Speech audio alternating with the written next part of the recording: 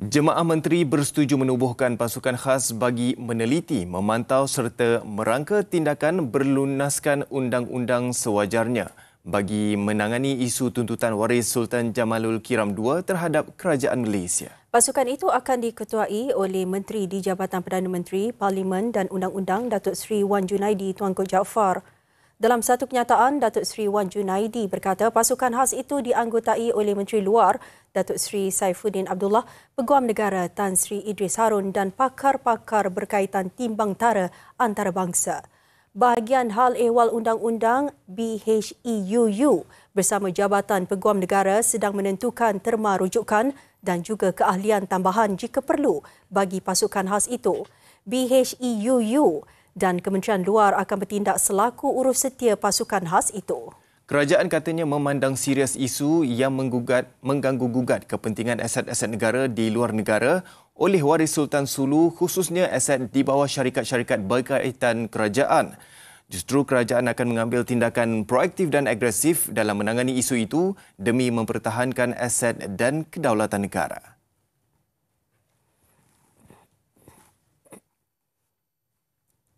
Sementara itu, kerajaan perlu berwaspada dengan kelicikan tuntutan dan tindakan perundangan yang dilakukan peguam yang mewakili pihak mendakwa waris Kesultanan Sulu. Menurut Ahli Majlis Profesor Negara MPN Dr. Rohimi Syafiee, pasukan khas yang diwujudkan perlu menangkis barang cubaan untuk menggugat kedaulatan dan kepentingan negara.